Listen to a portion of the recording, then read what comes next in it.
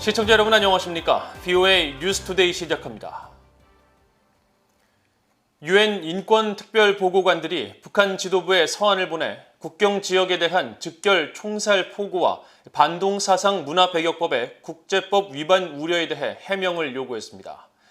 전문가들은 주민들의 기본적 인권을 침해하는 김정은 국무위원장의 무리한 정책이 유엔의 책임 규명 작업을 가속화하고 북한 청년들의 반발만 더 키울 것이라고 지적했습니다.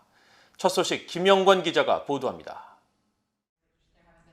토마스 웨아 킨타나 유엔 북한인권 특별보고관과 모리스 티볼 반저 비사법적 약식 자의적 처형 특별보고관, 아이린 칸 의사표현의 자유 증진보호 특별보고관은 23일 북한 정부에 서한을 보내 국경지대 즉결 총살 포고문과 반동사상 문화배격법의 인권 침해 가능성에 우려를 나타냈습니다.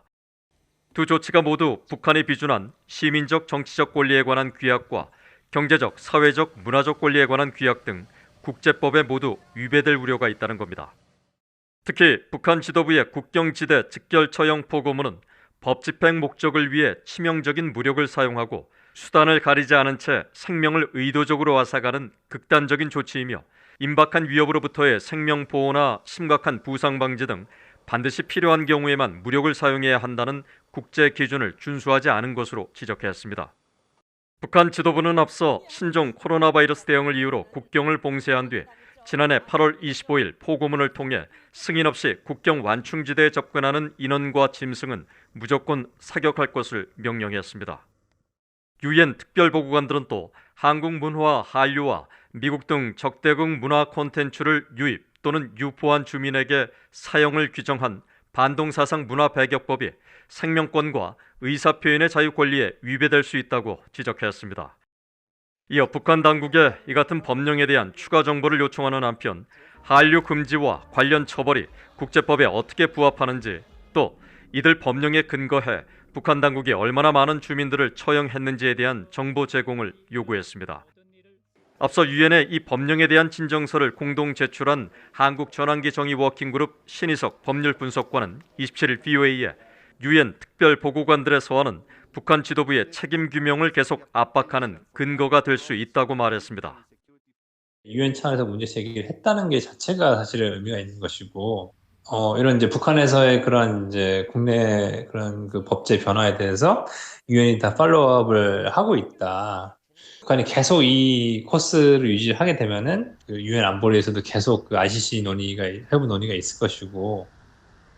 신희석 법률분석관은 또 코로나 대응이나 국내법을 이유로 인권 침해를 정당화할 수 없으며 한류 등 외국 문화물을 유입하고 유포했다는 이유로 처형하는 국가는 지구상에 없다며 김정은 위원장의 이런 무리수는 오히려 자신의 체제를 스스로 위협하는 것이라고 지적했습니다. 북한의 김정은 국무위원장은 그러나 이 같은 국제사회의 우려를 무시한 채 청년들에 대한 인간 개조론까지 꺼내들었고 북한의 국회격인 최고인민회의는 다음 달 회의에서 청년들의 사상과 옷차림, 문화활동 등을 통제하는 청년교양보장법 채택을 예고했습니다. VOA 뉴스 김영권입니다. 북한에 장기간 억류됐다가 혼수 상태로 송환된 뒤 숨진 미국인 대학생 오토 원비어시 사건을 계기로 이뤄진 북한 여행금지 조치 시한 만료를 앞두고 미국의 전직 관리들은 북한 당국의 국제법 준수 의지가 담보되지 않는 한 여행금지 조치를 해제해서는 안 된다고 밝혔습니다. 또 북한 여행금지 조치 연장을 통해 북한의 상습적인 미국인 억류가 되풀이될 위험을 막아야 한다고 강조했습니다. 함지하 기자가 보도합니다. 미국 정부에서 인권 문제를 다뤘던 전직 관리들은 외국인 여행자들의 안전을 담보할 법적 장치가 미비하고 이런 환경을 개선하겠다는 북한 정권의 약속도 전무하다면서 북한 여행금지 조치 해제가 시기상조라고 지적했습니다. 로버타 코헨 전 국무부 인권 담당 부차관보는 북한과 미국의 교류는 중요하지만 북한을 여행하고 원조 활동 등을 하는 미국인들은 정치적 환경에 따른 용납할 수 없는 이유로 위협을 받거나 체포 또는 가혹한 판결의 대상이 되지 않을 것이라는 확신이 수반돼야 한다고 강조했습니다. 또 지난 9년 동안 15명을 억류했던 전례를 상기시키면서 미국인들에 대한 북한의 거듭된 정치적 억류와 가혹한 처우가 반복돼서는 안 된다고 밝혔습니다.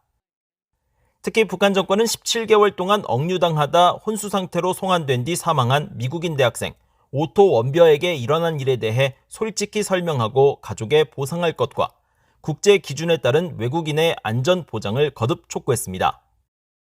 로버트 킹 전 국무부 북한 인권특사도 다음 달 1일 재연장 여부를 결정하는 북한 여행 금지 조치가 해제될 가능성을 매우 낮게 전망하면서 북한 여행 금지 조치의 연장 여부와 상관없이 달라지는 것은 없으며 미국인들은 북한을 여행하지 않을 것이라고 내다봤습니다.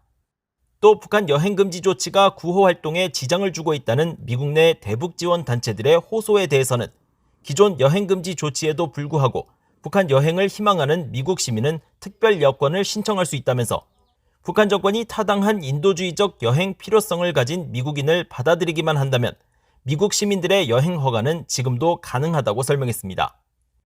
니콜라스 에버스타트 미국 기업연구소 선임연구원은 북한의 확약이 전혀 신뢰할 수 없는 것이란 사실을 수십 년 전에 걸쳐 확인했다며 진정성을 담보할 수 있는 구체적인 조치가 선행되기 전에는 여행 금지 조치를 포함한 어떤 제약도 풀어서는 안 된다고 지적했습니다.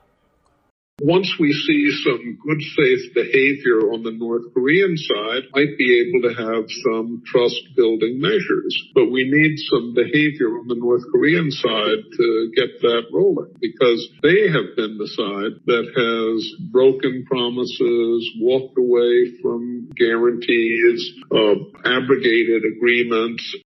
수전 손튼 전 국무부 차관보 대행은 북한 여행 금지가 해제되기를 바라며 미국인들도 다른 나라 사람들처럼 그곳을 여행할 수 있어야 한다면서도 북한 여행의 위험성에 대해 미리 이야기를 듣고 이해해야 한다는 전제 조건을 달았습니다.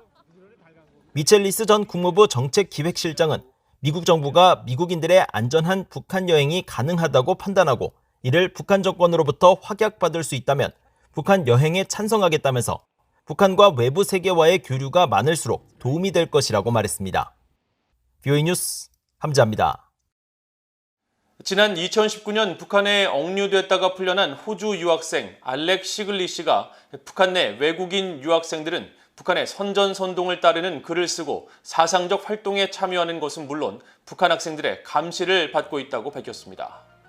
시글리 씨는 김일성 대학 유학 당시인 2018년과 2019년 러시아와 우즈베키스탄, 중국의 유학생들을 심층 인터뷰한 내용을 바탕으로 이달 학술지 아시아태평양 인류학 저널에 올린 글을 통해 이같이 밝히면서 북한 당국이 엄격한 사회적 통제를 자국민들과 외국인 방문객들에게 가해 정보의 흐름도 억제된다고 지적했습니다. 시글리 씨는 또 27일 교육 전문지 타임즈 하이어 에듀케이션과의 인터뷰를 통해 외국인 학생들은 학교에서 북한의 선전선동을 따르는 글을 쓰고 발언을 하며 사상적 활동에도 참여한다면서 속마음과는 달리 겉으로만 북한 당국을 따르는 척한다고 말했습니다.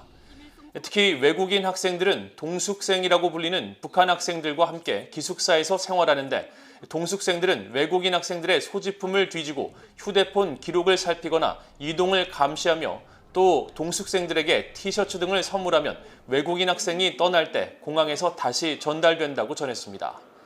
시글리 씨는 북한에서 조선문학 석사과정 당시인 2019년 6월 간첩 행위 혐의로 북한 당국에 체포됐다가 9일 만에 석방됐습니다. 한국과 일본 국민들의 절반 이상은 북한의 핵과 미사일 관련 정보 공유 등 북한 문제에 있어 서로 협력이 가능한 것으로 보고 있다는 조사 결과가 나왔습니다.